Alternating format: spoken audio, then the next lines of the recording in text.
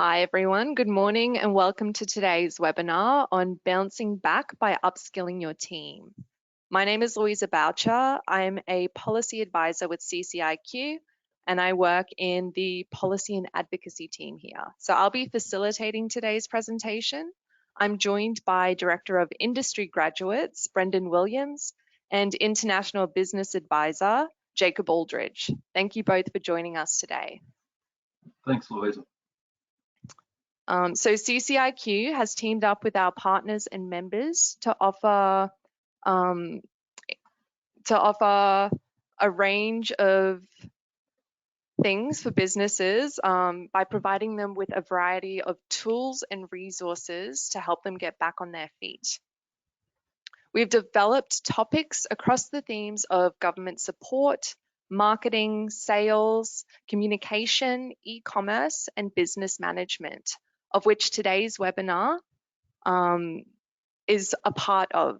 COVID-19, as we all know, has created a lot of difficulties for businesses.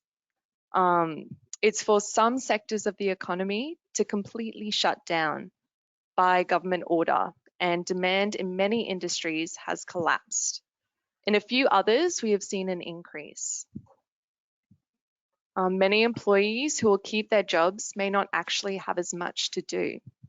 Their roles may need to change, or they may not be as busy. This presents a great opportunity for businesses to upskill and reskill, to survive now and to thrive with competitive advantage through the inevitable upswing. Today, Brendan and Jacob are going to look at ways that you can improve your business performance and create opportunities in your business operations. They'll also be looking at some tips on accessing free programs and government support. Before we start, if you have any questions that you would like to ask throughout the presentation, there's a box in the bottom right-hand corner of your screen, so feel free to write them there and we'll address them at the end of the presentation.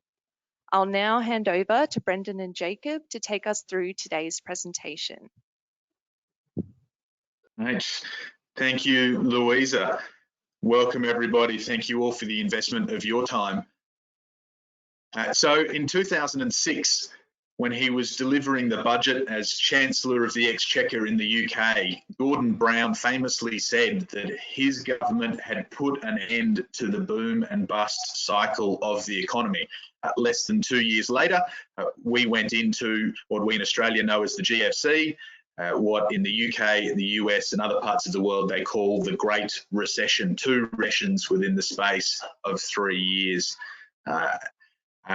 I'm Jacob Aldridge, International Business Advisor, which is based on some advice that I got in the early stages of that recession, which was how much opportunity is created in a deep economic downturn. And when Australia looked like we were going to be a bit better off than the rest of the world, which we ultimately were, one of my mentors said to me, don't waste a good recession. So I moved my business to the UK, lived over there working as a business advisor for 7 years during the recession. And at the start of this year, 2020, I launched a new program called Don't Waste a Good Recession, which is based on helping small and medium-sized businesses to understand what's happening economically with the coronavirus recession and how their business can respond. I'm not going to jump into an enormous amount of the economic stuff today because we've got a really clear focus on one of the key opportunities of an economic downturn, which is using the spare capacity and some of the government programs to improve the capability of your staff. I'm briefly going to walk through this morning the 4 phases that a recession moves through and the 4 great transformation opportunities this presents to help set some context for your business. It can be difficult in uncertain times to make decisive decisions. And so understanding the broader context of the economy and the cycle we're moving through may help you make fast decisions, which of course gives you a competitive advantage. And then my friend Brendan from Industry Graduates is going to dive into the specifics, how to do things like a skills analysis in your business, and importantly, how to identify those specific opportunities for you and how to benefit from some of the programs to make that faster and potentially more cost efficient for your business.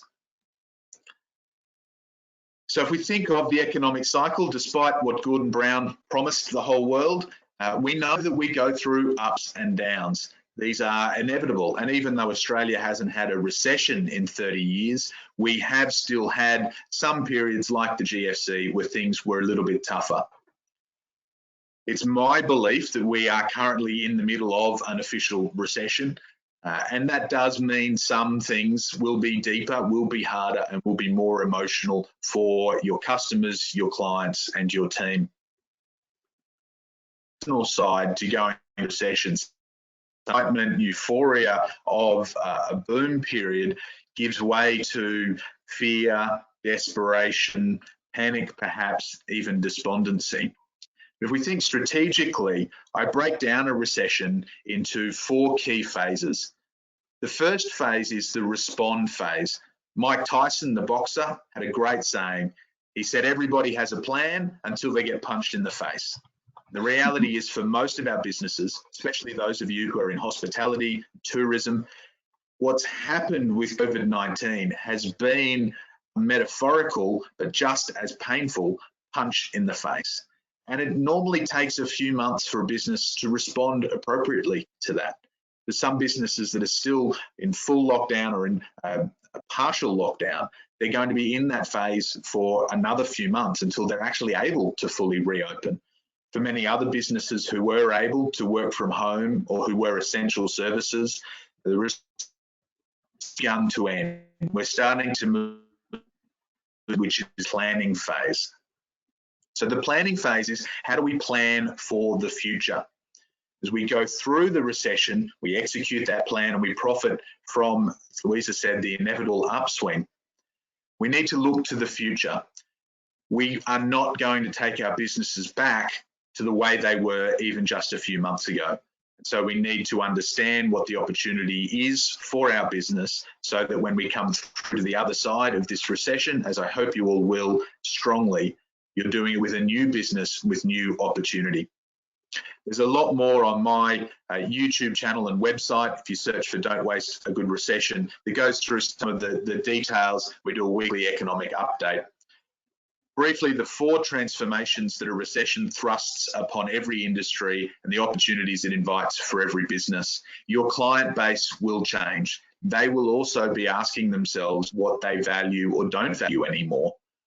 How well you know them will determine how well you can respond with flexibility to your product, your pricing, your packaging to present a similar, a completely same, or a very different solution to them. Your sales and marketing process will need to transform.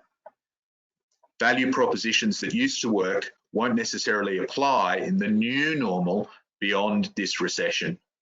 And all of those things are going to mean that your team needs to change their approach from their mindset to their industry capability. And when I share those 4, I often get asked which is the most important. And obviously they're all critical, connected elements to your business.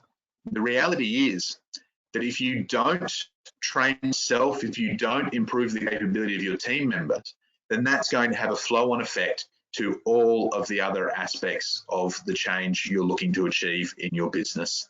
If you do focus on upskilling and reskilling your team, then that more capable team are going to faster, more easily, and more profitably make some of those other changes.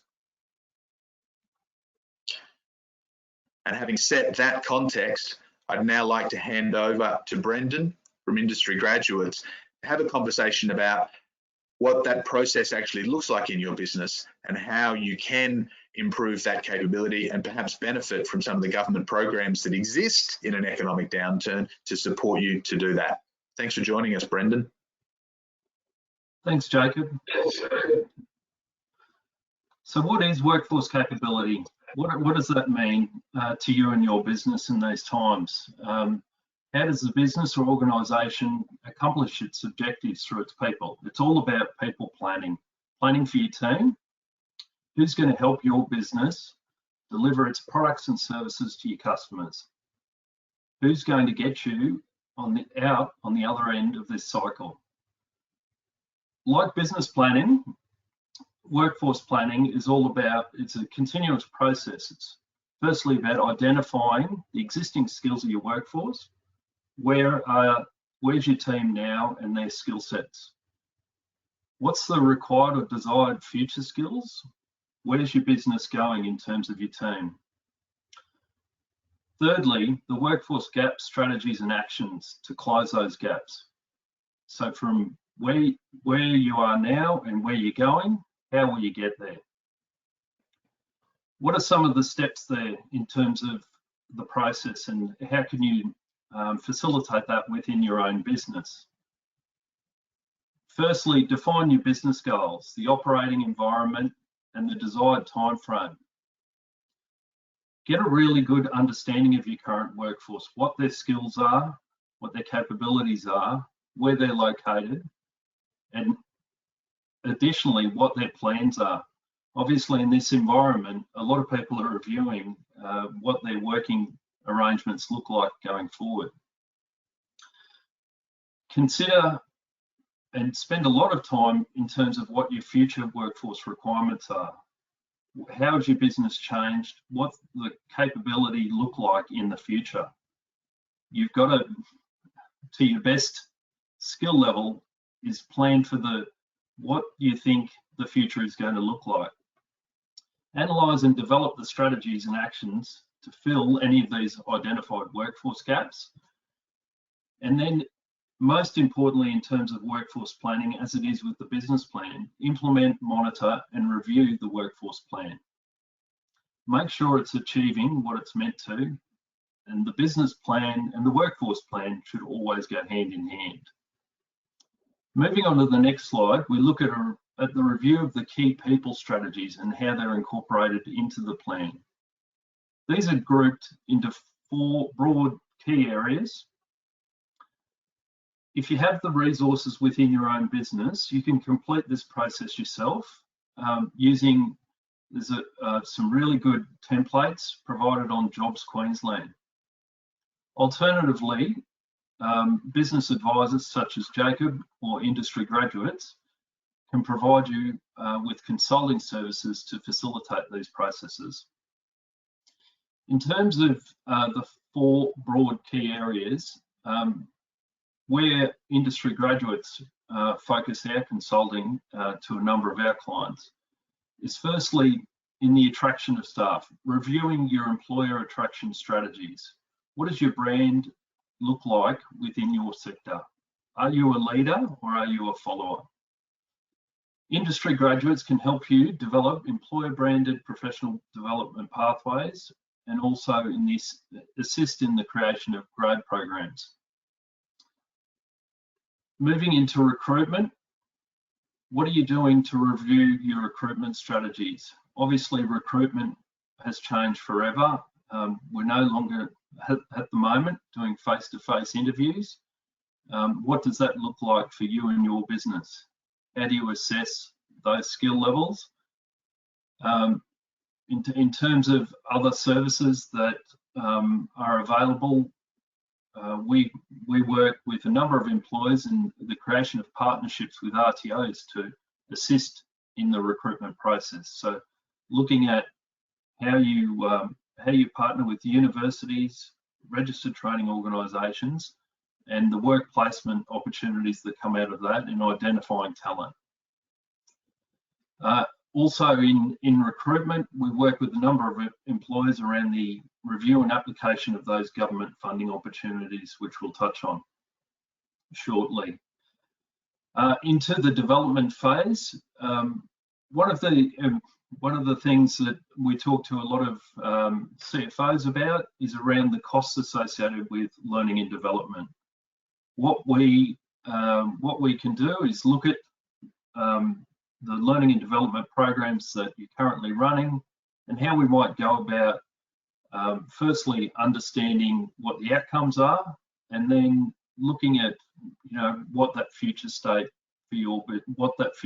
is for your business. How do we commercialize some of those learning and development opportunities so we access some of these grants and subsidies available? In particular, in the development area of your people plan, is some of those preferred registered training organisation partnerships. are you getting the most out of those partnerships as an employer? Is it providing you with the people that you need for the future success of your business? In terms of retention, it's a key. It's very, very important at the moment in terms of your employer branding, how you're positioning yourself in the market. In particular, we would encourage you to look at Employer of the Year, state, national training award submissions and things like that. And we can certainly assist you in understanding what those opportunities are, and also in the preparation of some of those submissions. They can be intimidating at times. Brendan, can I ask? Yes. Can I ask a question briefly? How do you feel the learning and development of an organisation is to some of that recruitment and retention? And has that changed for staff over the years that you've been working in the industry?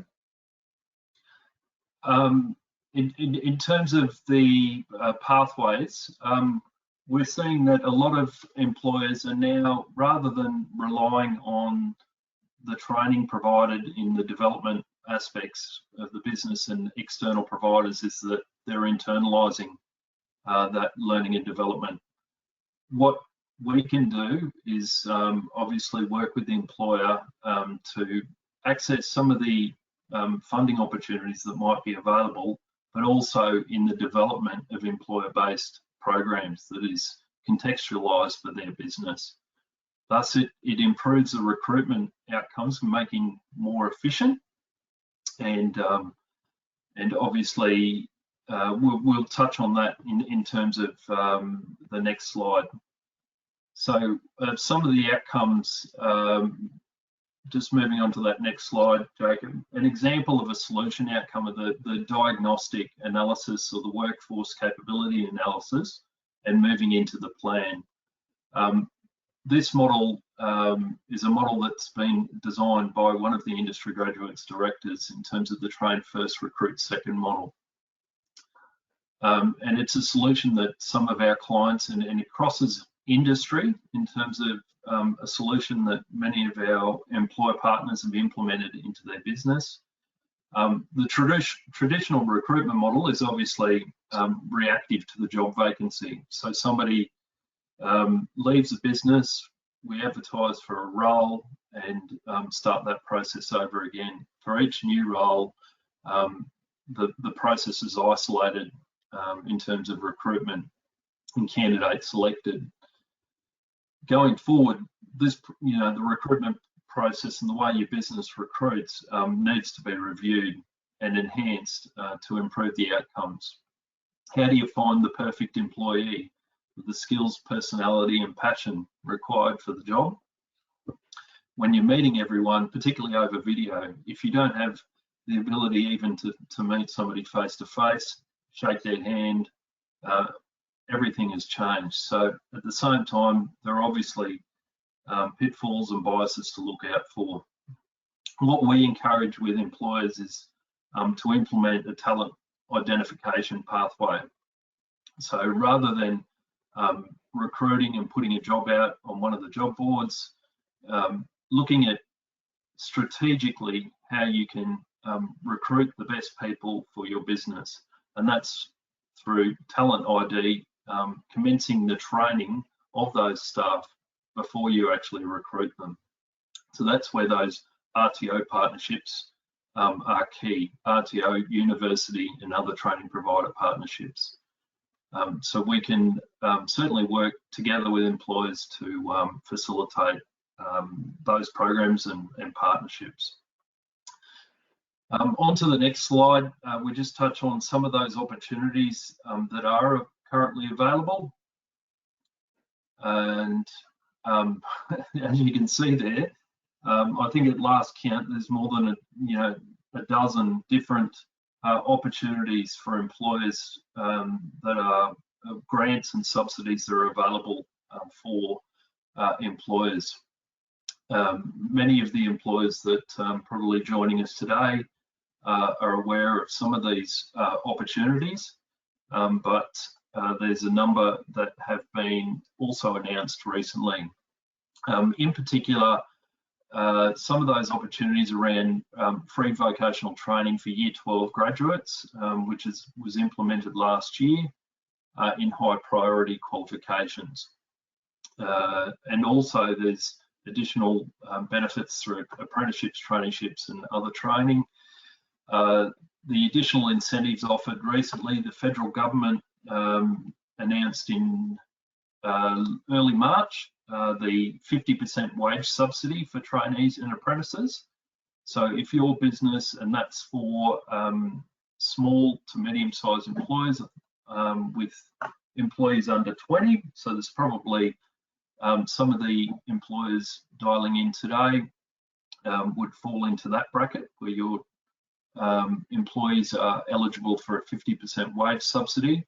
You can also access, so if there's trainees or apprentices that were employed that may have lost their job recently, you can re-employ them and still access that wage subsidy. So it's a great benefit at the moment for to help the ongoing employment of trainees and apprentices. The Queensland Government implemented a back to work program in 2018.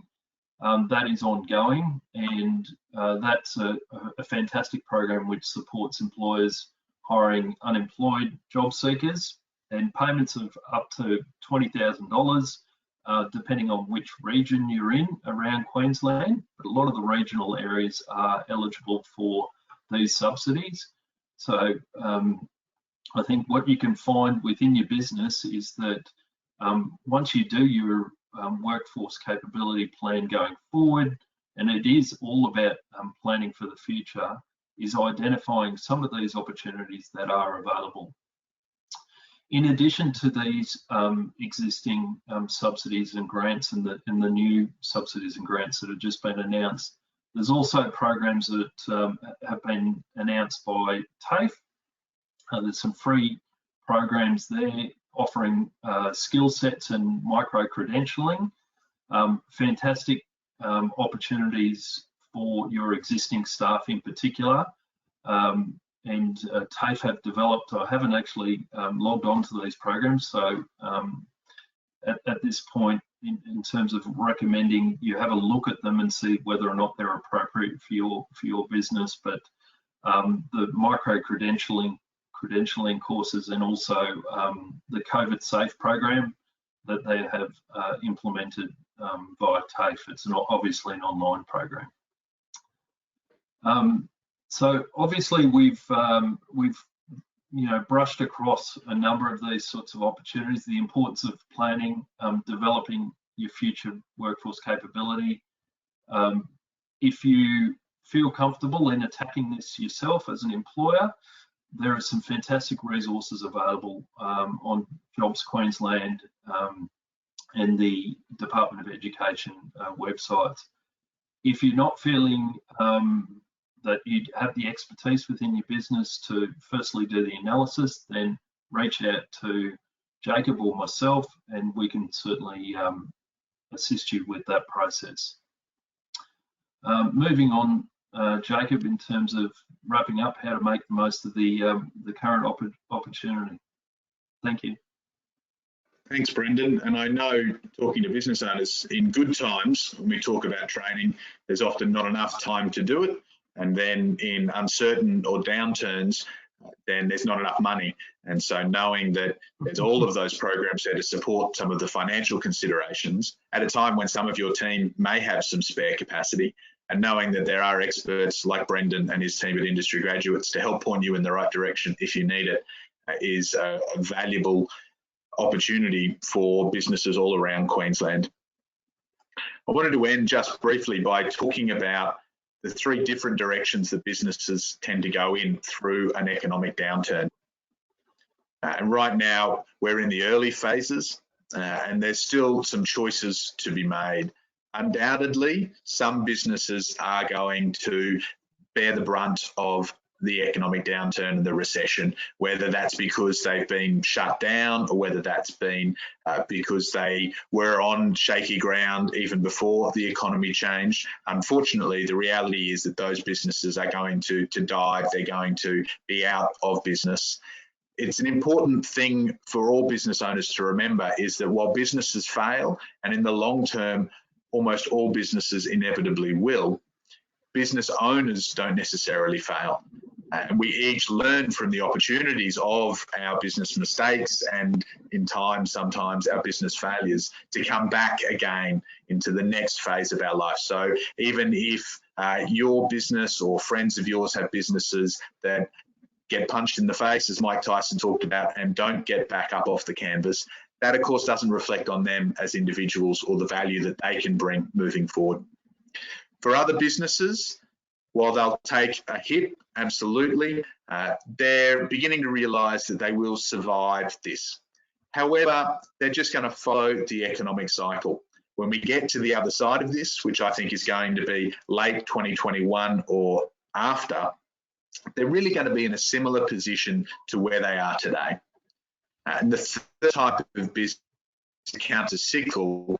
In most cases, it is through design and intentional choices they're going to thrive. They're actually going to recognise the opportunity that gets created through a recession. And more brand awareness, market share is created in a recession than at any other point in the economic cycle. So which of those businesses are you in at the moment? Which of those businesses do you want to lead? And what are the key differences? Particularly at that early stage where we've got circled, it can be hard to know whether your business or whether another business is going in any of those directions when it's still so early in the downturn. The two key differences that I observe, the first is how business owners respond to their emotions. This is an emotional time. It's perfectly natural right now to be feeling anxious or uncertain, maybe a little worried, or even some of those other panic despondency things that we talked about earlier. The business owners that ignore their feelings, that try and hide them, that bury their head in the sand, are the ones who struggle the most, because you're still going to have that impacting your decision making, your communication. You're just going to be doing it reactively as opposed to managing how you're feeling and that communication. Business owners who share how they're feeling appropriately and encourage their team to do the same are the ones who are best placed to make better decisions. And then the second difference is how business owners invest. Those business owners that try and shut up shop, batten down the hatches, stop buying biscuits, buy the tools, really try and reduce every possible expense, are unfortunately those ones who, even if they survive, are not going to grow and create more opportunity moving forward. Those businesses that thrive, those businesses that come out of the recession stronger, more profitable, more market share, are the ones that judiciously and intentionally invested, as we've talked about today, primarily in their people, the skills of their people, so that they have the right team around them, the right people on the bus in the right seats to take the most of the opportunities that are created and to mean that that business is very well placed moving forward. Very briefly, if you do want some more information, then you can head to either of Brendan's website or my website, and contact industry graduates directly. And if you've enjoyed some of the economic context and want to dive a little bit deeper, do have a search for Don't Waste a Good Recession, either the podcasts, the videos, or on Facebook. Brendan in particular for creating this offer for the CCIQ members who are in attendance or are watching this, to do a complimentary diagnostic analysis of your current recruitment, development, retention solutions. So that sequence that Brendan talked about, how we need to look at all of those aspects right now. Many of you may have done some of those. You would definitely have some capability yourself as business owners, but to have the opportunity for an expert from the industry graduates team come in and help guide you with that could be the opportunity that you need to then lead on to some of those incentives, the funding that exists, and to really make some of those investments you need to keep your business strong at this time, or even to help your business to keep growing. So if you'd like to take up that member offer, then you can reach out to Brendan on the social media and email, or most directly pick up the phone straight after today, call industry graduates on 1-800-3 and grab that opportunity. Thank you again, Brendan, for making that offer available to everybody who's here. That brings us to the end of the formal presentation. Brendan, if you've got anything else that you want to add, I'll open it up, and I'll invite Louisa to come back in and join us to see if we do have any questions from any of you who are in attendance live.